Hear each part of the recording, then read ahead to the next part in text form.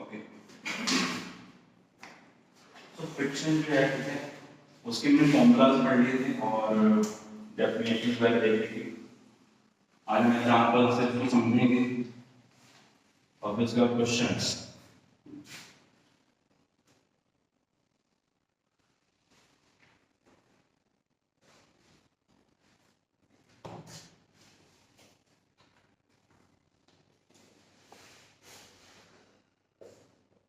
एक graph of friction जो है ठीक है, वो क्या पता होना चाहिए। इसमें फ्रिक्शन का भी और अच्छे से आइडिया लगेगा कि क्या होता है। तो हमने कल की क्लास में डिस्कशन किया था कि जो फ्रिक्शन है तीन टाइप की होती है ना।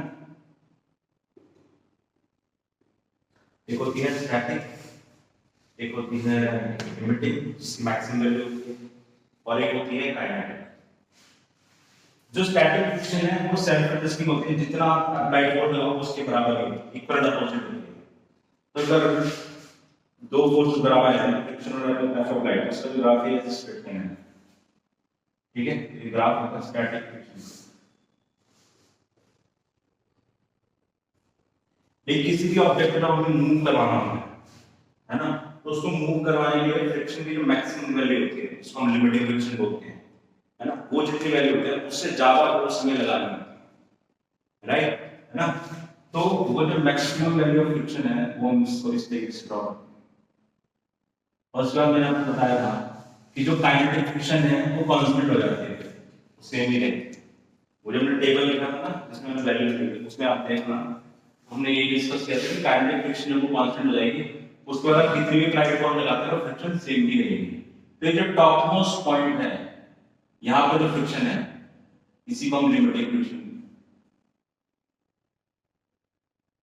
This is maximum value.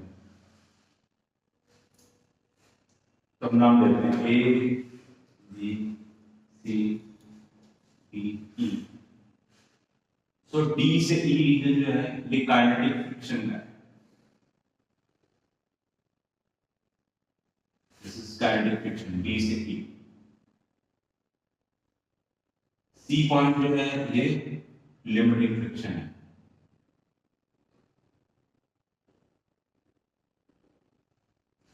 और जो ए बी रीजन है दैट इज स्टैटिक फ्रिक्शन, है ना। तो इस ग्राफ से हमें क्या समझ में आया, इस ग्राफ से हमें समझ में आया कि जैसे आप किसी ऑब्जेक्ट पर फोर्स अप्लाई करना शुरू करोगे, तो जैसे आप धीरे धीरे फोर्स बढ़ाओगे, अप्लाइड फोर्स धीरे धीरे बढ़ा रहे हो, तो उसके साथ साथ स्टैटिक फ्रिक्शन भी देखो बढ़ती जा रही है साथ ही साथ,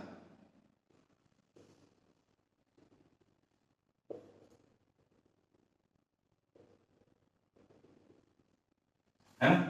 अप्लाइड बढ़ रहा है तो स्टैटिक फ्रिक्शन बढ़ता जाता है, और सेम अमाउंट में बढ़ रहा है, जितना ये बढ़ रहा है उतना ये भी बढ़ रहा है। इसलिए स्टैटिक फ्रिक्शन का ग्राफ स्ट्रेट लाइन होगा। इस ग्राफ में सबसे जो मैक्सिमम फ्रिक्शन है वो ये वाला सी पॉइंट है ना, इसके ऊपर कोई भी वैल्यू नहीं है इस ग्राफ में, है ना, इसका maximum value.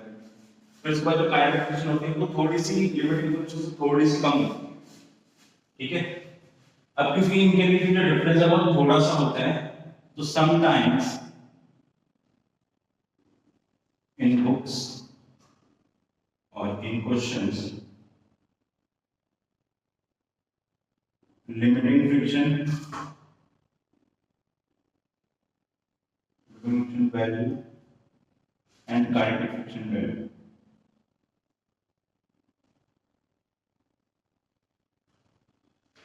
are considered same. तो कई बार देखो क्वेश्चंस में या बुक्स में जहां पे भी पढ़ोगे वो लिमिटिंग फ्रिक्शन और काइनेटिक फ्रिक्शन की वैल्यू लगभग सेम ही रहेगी, है ना, क्योंकि इसके बीच में डिफरेंस बहुत कम होता है। आप देख सकते हो ग्राफ, है ना, मैक्सिमम वैल्यू और काइनेटिक में थोड़ा सा डिफरेंस है,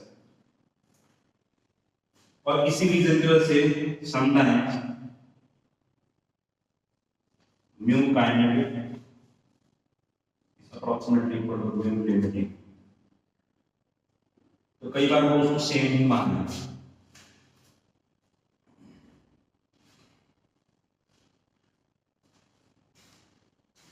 और एक और इंपॉर्टेंट नोट बना रहे if only one mu is given in question, ये सब इसलिए बताना कि आप कंफ्यूज ना हो क्वेश्चन में। अगर क्वेश्चन में सिर्फ एक म्यू की वैल्यू दी है, क्योंकि हमने दो टाइप के म्यू पढ़े, तो काइनेटिक पढ़ा है, लिमिटिंग पढ़ा है। लिमिटिंग वाले को ही स्टैटिक भी बोलते हैं, ठीक है। अब इससे इस चीज में कंफ्यूज नहीं हो जाना कि भाई म्यू स्टैटिक जो है वो स्टैटिक फ्रिक्शन में लगता होगा, नहीं, म्यू स्टैटिक लिमिटिंग में लगता है। स्टैटिक फ्रिक्शन का कोई फॉर्मूला नहीं है, वो अप्लाइड फोर्स के हमेशा इक्वल अपोजिट होता है बस, ठीक है। तो जब क्वेश्चन में एक ही म्यू दिया हो, then consider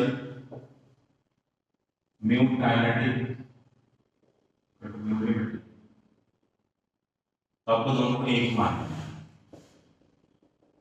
if two values of mu given, then assume mu static या फिर limited and mu kinetic separately, then calculate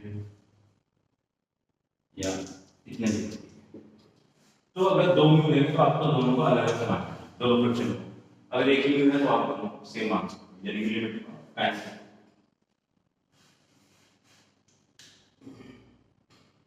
ये ग्राफ वाला भी इधर सारा टोटल हो गया है ना, करना रफ नहीं, चलो ठीक है।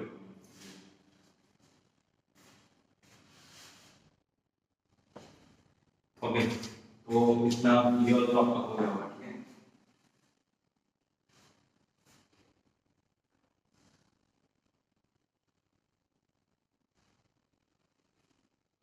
हम क्वेश्चन देखते हैं कि क्वेश्चन कैसे अटेम्प्ट करेंगे। तो सपोज एक ब्लॉक है, ये सरफेस है, इनके बीच में क्वेश्चन में एक म्यू दे रहे हैं 0.7 सपोज, कोएफिशिएंट ऑफ फ्रिक्शन ले रहा है, एक ही म्यू दिया हुआ है। अगर एक ही म्यू दिया हुआ है तो हमने क्या मानना है, काइनेटिक और लिमिटिंग को सेम मानना है, ठीक है। मास इसका है 10 kg, एक बार में फोर्स लगाएंगे 1 न्यूटन,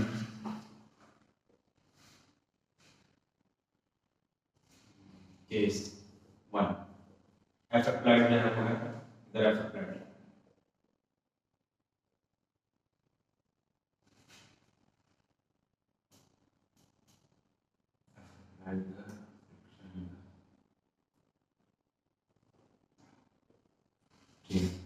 तो हमने एफ अप्लाइड निकाला मान लो 10,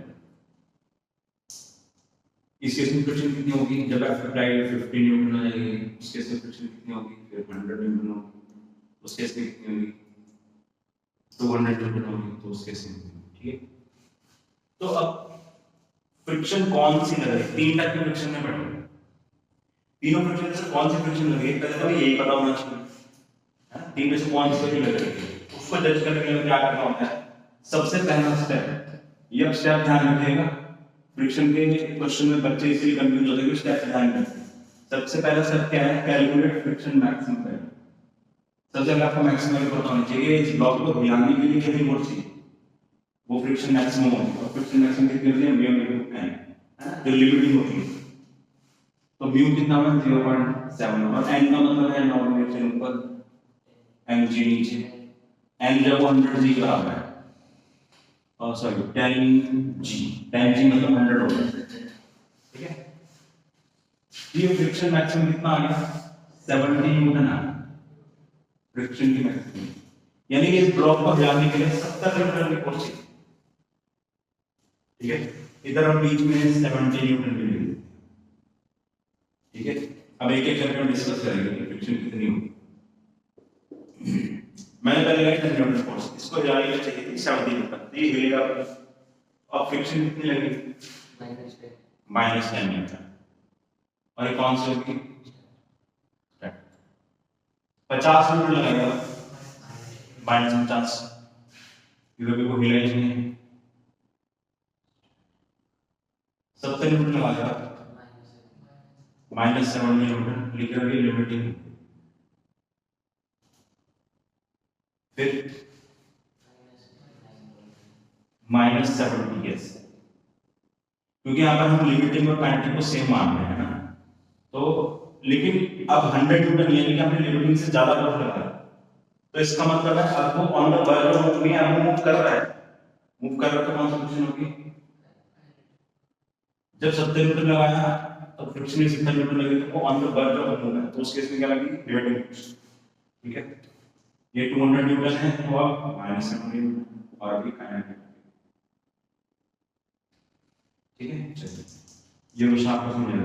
तो अब एक और क्वेश्चन करते हैं, क्वेश्चन पार्ट 2। ब्लॉक है 100 kg, म्यू जो है वो 0.9 है, ये जो है वो 30 डिग्री है। फाइंड फ्रिक्शन फोर्स, ट्राई करिए।